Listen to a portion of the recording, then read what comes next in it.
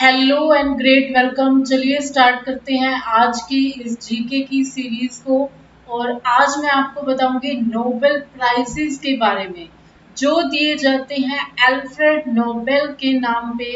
ये बहुत ही हम कह सकते हैं कि बहुत सारी प्रतिभाओं के स्वामी थे। ये एक अच्छे हम कह सकते हैं कि केमिस्ट्री की फील्ड में भी इन्होंने बहुत अच्छा किया। बहुत सारे पेटेंट 300 से भी हम कह सकते हैं ज्यादा पेटेंट जो थे इन्होंने अपने नाम पे किए। I am writing one word patent. Patent का मतलब क्या होता है? न्यू न्यू इन्वेंशन, नए नए आविष्कार इन्होंने किए थे।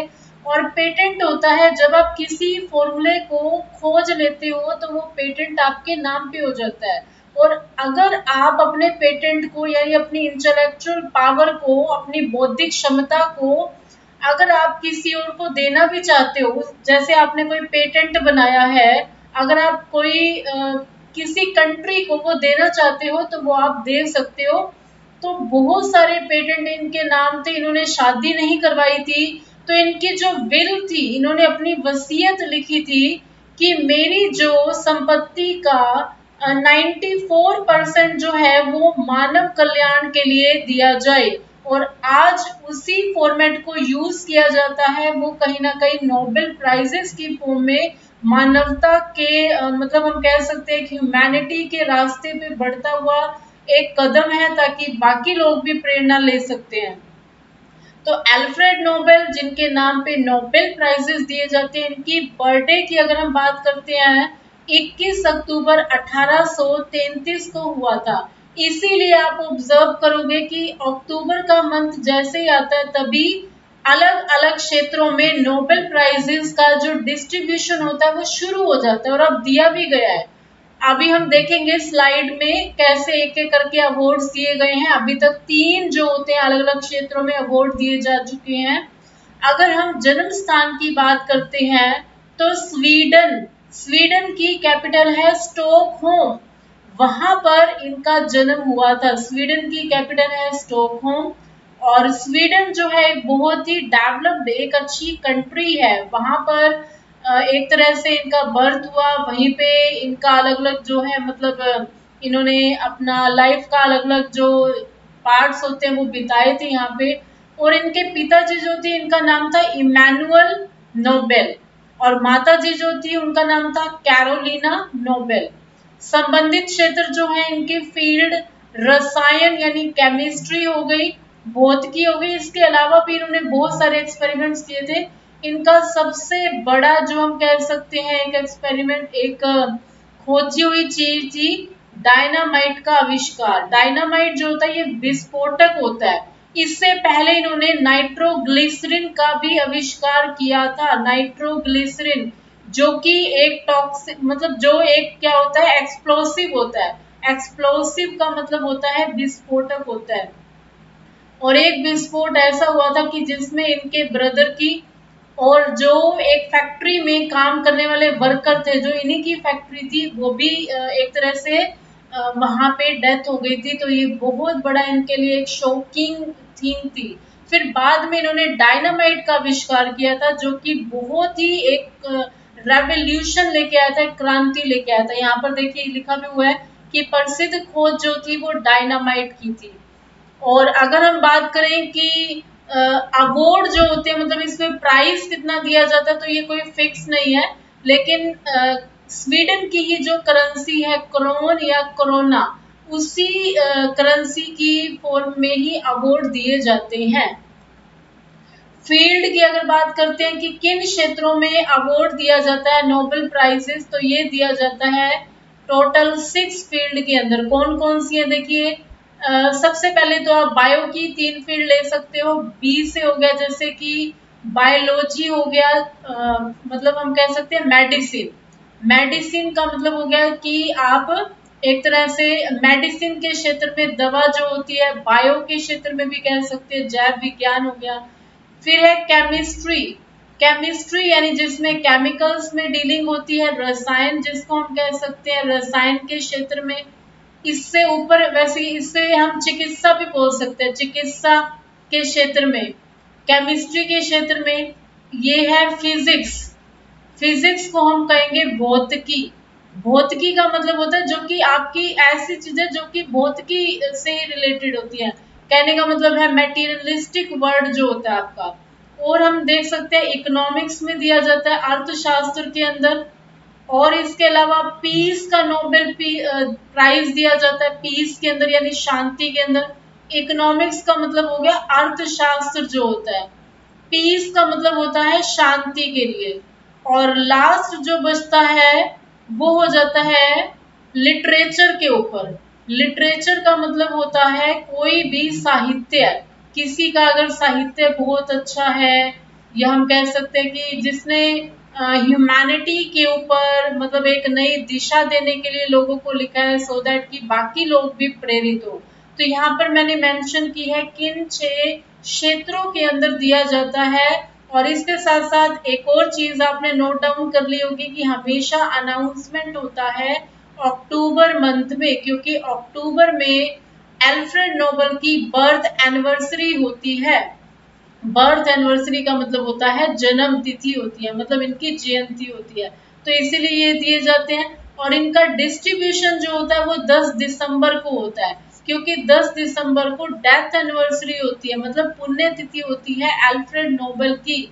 और 10 दिसंबर को हम ऑब्जर्व करते हैं इंटरनेशनल ह्यूमन राइट्स डे, मतलब अंतरराष्ट्रीय मानव जो होते हैं अधिकार दिवस, ह्यूमन राइट्स डे। ये भी काफी इम्पोर्टेंट है।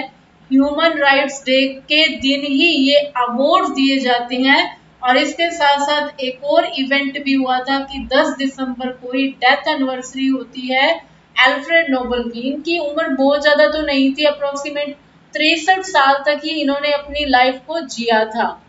तो सबसे पहले जो दिया गया प्राइज, इस साल की बात कर रहे हैं 2021 की। और 2021 का जो प्राइज है वो मेडिसिन यानी चिकित्सा हम कह सकते हैं। इस क्षेत्र में किसको दिया गया है, देखिए डेविड जूलियस एंड आर्डम पटापाउटियन। तो यहाँ पे इनकी इमेजेस हैं, डेविड जूलियस है और आर्डम पटापोशियन है।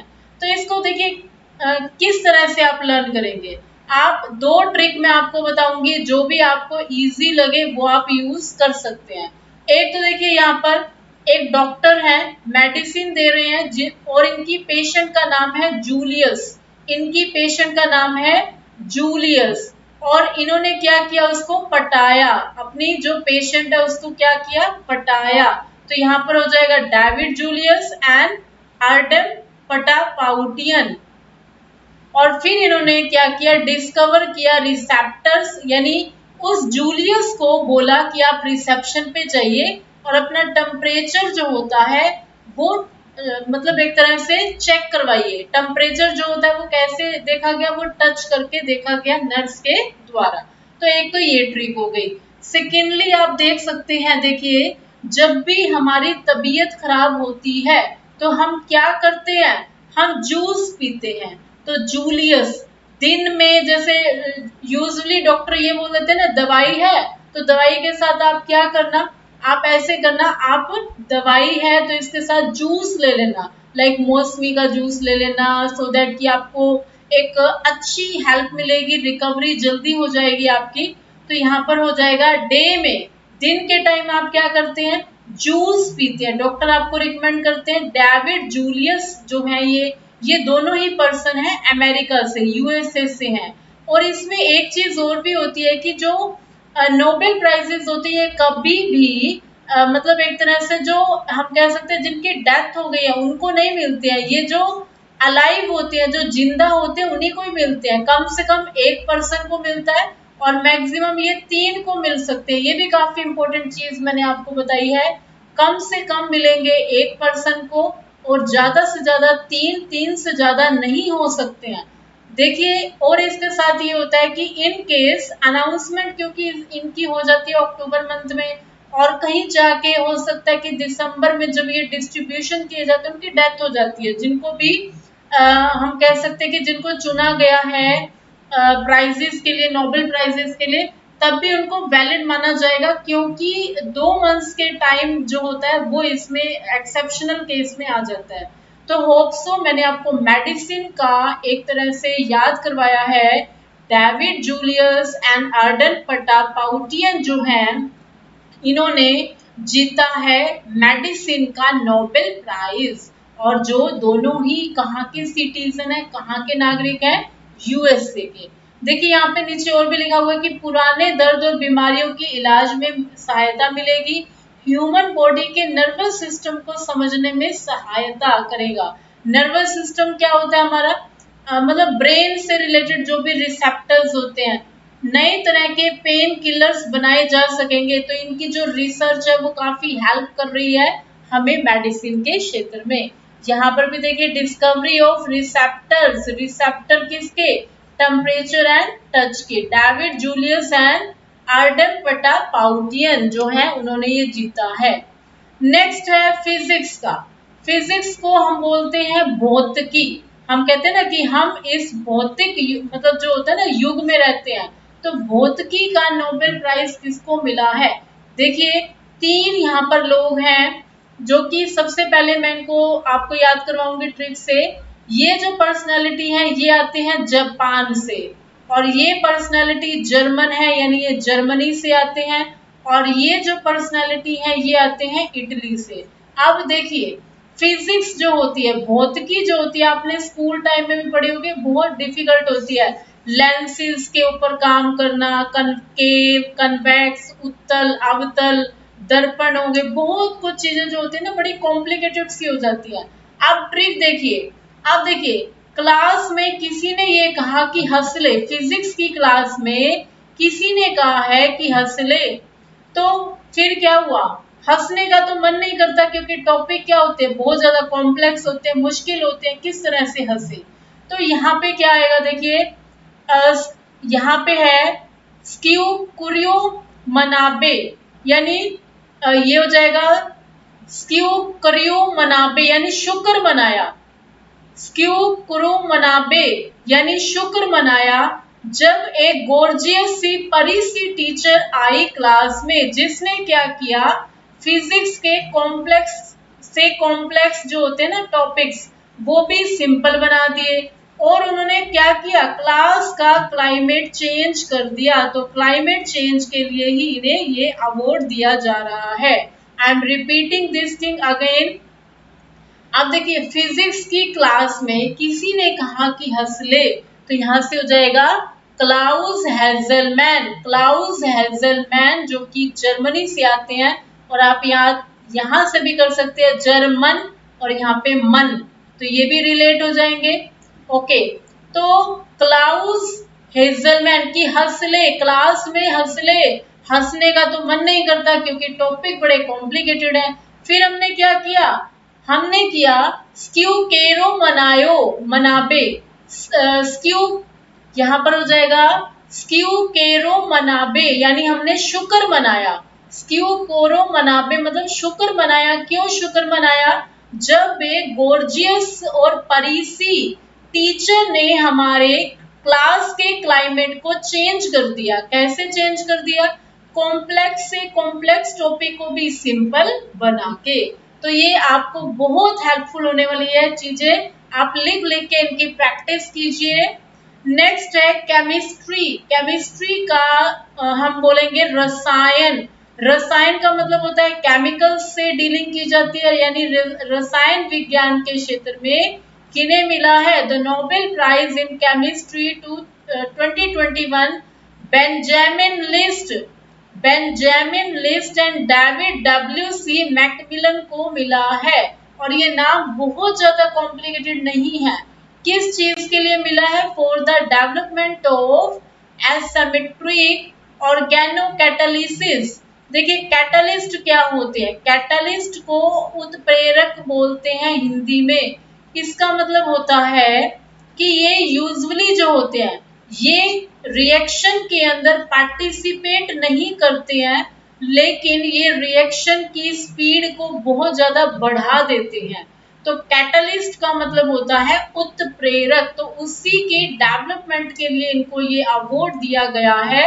और किन के द्वारा दिए जा रहे हैं, ये दिए जा रहे हैं the royal Swedish academy of sciences के द्वारा। यहाँ पर देखिए स्वीडन, स्वीडन कंट्री में ही बर्थ हुआ है अल्फ्रेड नोबेल का, और वहां की स्वीडिश एकेडमी ऑफ साइंसेस के द्वारा, royal Swedish academy of sciences के द्वारा ये अवार्ड दिए जा रहे हैं। अब इसको याद कैसे करेंगे? केमिस्ट्री में बेंजामिन, क्या आपने बेंजीन का नाम सुना है?